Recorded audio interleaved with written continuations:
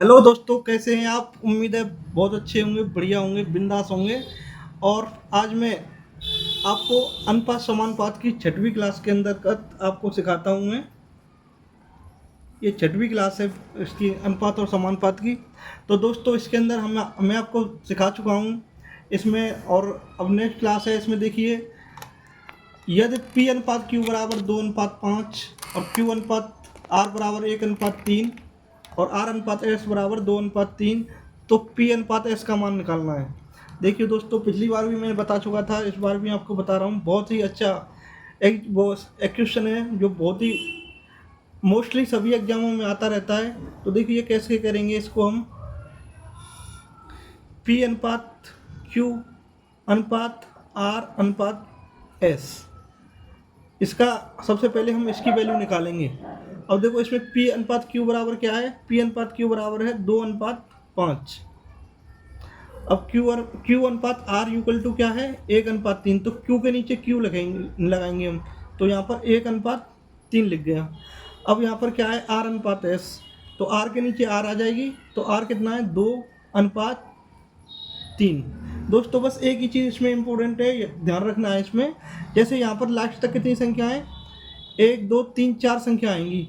प्रत्येक में 4 संख्या आएंगी। तो एक यहाँ पर खाली है डिजिट, एक यहाँ पर खाली है, और एक यहाँ पर खाली आएगा, और एक यहाँ आएगा, एक यहाँ पर आएगा, और ये एक यहाँ पर आएगा।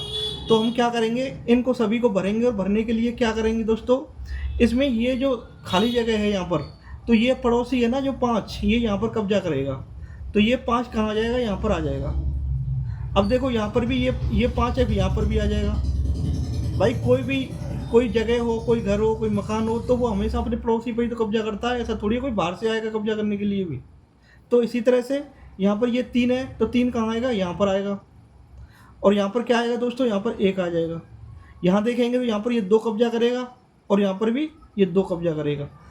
ये एक दूसरे से इधर उधर नहीं हो सकते, बस अपने बराबर में ही कब्जा करते हैं एक दूसरे पर। अब इनका गुणा कर देंगे, तो यहाँ पर से निकल के आएगा P अनुपात Q अनुपात R अनुपात S का जो वैल्यू निकल के आएगा, इसका गुणा करेंगे तो 5 तिया 15 और 15 ती 45। 5 तिया 15, 15 दूनी 30, 5 एकन 5, 5 दूनी 10। अनुपात अनुपात का निशान लगा देंगे। 2 एकन 2, 2 दूनी 4। तो ये निकल के आया यहाँ से 4:10:30:45। लेकिन दोस्तों देखो वैल्यू किसकी पूछ रहा है? वो वैल्यू पूछ रहा है P अनुपात, वैल्यू पूछ रहा है वो P अनुपात S की। तो इसमें देख लेंगे P क्या है हमारा? P है हमारा 4। P की जगह पर क्या रख देंगे? 4।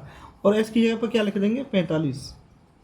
तो ये हमारा जो निकल के आएगा P अनुपात S बराबर आ गया 4:45, जो कि हमारा बी ऑप्शन सही है। तो हम इस पर टिक लगा देंगे। कैसा लगा दोस्तों? उम्मीद है बहुत अच्छा लगा होगा, बहुत समझ में आया होगा। और कोई समस्या हो तो कमेंट कर सकते हैं आप, और मैं नेक्स्ट टाइम भी आपको बताऊंगा, कोई दिक्कत नहीं है ये, क्योंकि बहुत ही इंपॉर्टेंट चीज़ है। और मैं एक शॉर्ट वीडियो और बना दूंगा इन पर। और नेक्स्ट सवाल है आपका क्वेश्चन नंबर 2। क्वेश्चन नंबर 2 बराबर देखिए, x बराबर लिखेंगे हम 1/3 इंटू वाई। तो इसे लिखेंगे तो इसे देखो ऐसे भी लिख सकते हैं हम, x/y बराबर, x का गुणा 3 में हो रहा है तो यहाँ 3 लिख देंगे, यहाँ पर 1 लिख देंगे।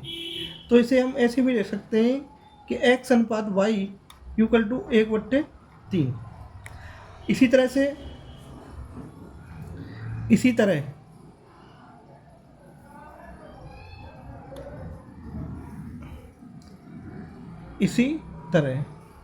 ये दे रखा है इसने y बराबर 1/2 z। तो इसको दोस्तों क्या लिखेंगे हम? y/z बराबर, तो इसका गुणा इससे हो रहा है तो नीचे तो 2 लिख देंगे, ऊपर 1 लिख देंगे। तो y अनुपात z बराबर क्या हो गया दोस्तों? 1/2।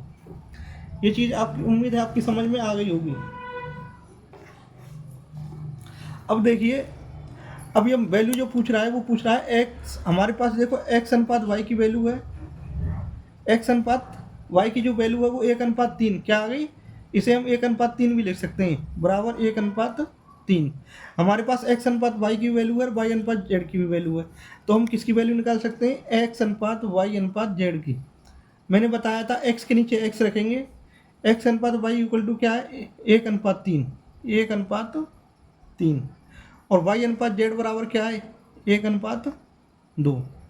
अब देखिए यहाँ पर क्या करेंगे, यहाँ पर ये खाली जगह बच गई, खाली जगह में ये कब्जा कर लेगा, तो ये कब्जा करेगा तो क्या आ जाएगा, यहाँ पर 3 आ जाएगा, और यहाँ खाली जगह में क्या आएगा, ये खाली जगह में ये 1 आ जाएगा।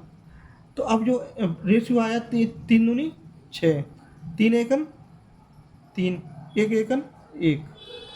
तो यहाँ पर जो अनुपात निकल के आया x अनुपात y अनुपात z बराबर 1:3:6।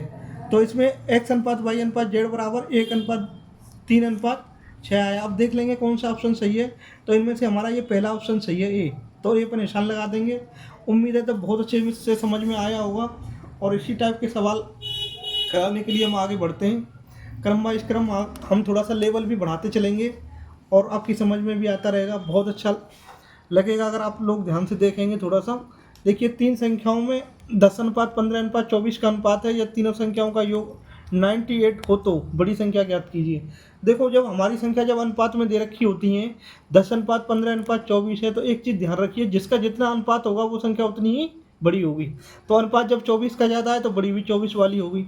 तो अब इससे देखो क्या करेंगे, माना वो संख्या, सॉल्यूशन का जब हम करेंगे, माना वो संख्याएं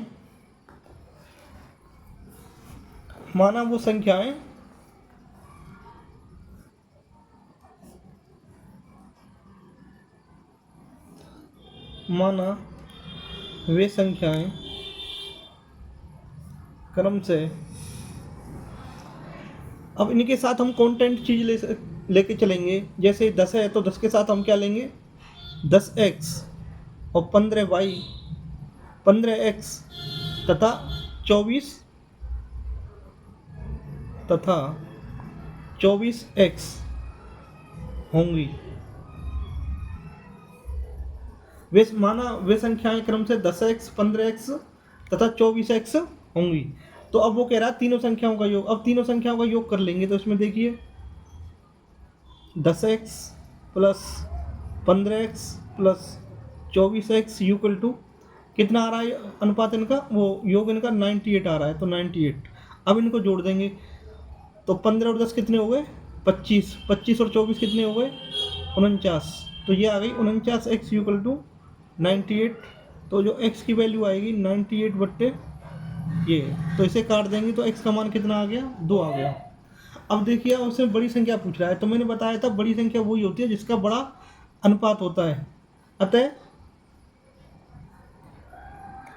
बड़ी संख्या निकालने के लिए क्या, 24x में धर देंगे, तो x का मान कितना है, 24 गुणा x की वैल्यू कितनी है, 2, तो 24 दूनी 48।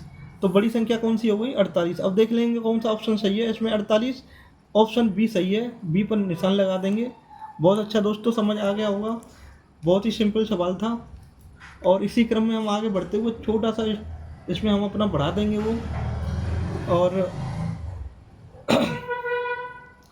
इसी टाइप से एक सवाल और है इसमें। एक विद्यालय में 400 विद्यार्थी थे, जिनमें से लड़के तथा लड़कियां 5:3 के अनुपात में थे।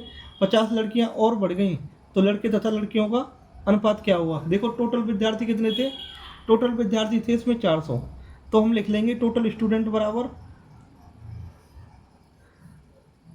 कुल विद्यार्थी कितने हैं, कुल विद्यार्थी बराबर 400 हैं। और उनका जो लड़की और लड़कियों का जो अनुपात है, बॉयज अनुपात गर्ल्स कितना है, ये है 5:3। अब देखिए, तो सबसे पहले तो हम लड़के और लड़कों की संख्या निकालेंगे, फिर बाद में बढ़ाएंगे। लड़के और लड़कियों की संख्या कैसे निकालेंगे दोस्तों, तो इसमें 5 तो लड़के अनुपात ये है, और गर्ल्स का जो अनुपात है वो 3 है। तो अनुपाती योग निकाल लेंगे पहले। तो अनुपाती योग कितना हो गया, अनुपाती योग बराबर हो गया तुम्हारा 5 और 3 8, 5 प्लस 3 इक्वल टू 8 हो गया। अब अगर हमें लड़कों की संख्या निकालनी है, लड़कों की संख्या, लड़कों की संख्या निकालने के लिए क्या करेंगे, कुल संख्या कितनी है, कुल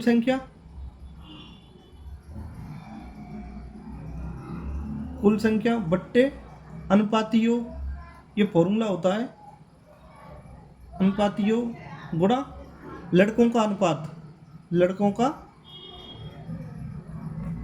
अनुपात। ठीक है दोस्तों, तो कुल संख्या कितनी है 400 बट्टे अनुपाती योग कितना है 5 और 3 8 इंटू लड़कों का अनुपात कितना है, बॉयज का अनुपात है 5। ठीक है दोस्तों, 8 से ये कट जाएंगे, 8 5 40, 50 बार, और ये कितने आ गए 250, 250 लड़के आ गए। अब जब 250 लड़के आ गए, इसी तरह से हम लड़कियों की संख्या भी निकाल लेंगे। इसमें से लड़कियों की संख्या बराबर लड़कियों की संख्या कितनी निकल के आएगी दोस्तों।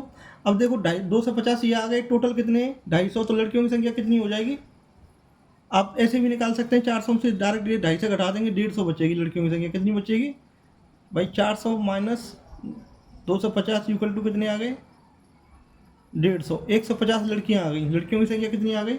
अब वो क्या कह रहा है, यदि 50 लड़कियां और बढ़ गई, अब लड़कों का अनुपात बताओ।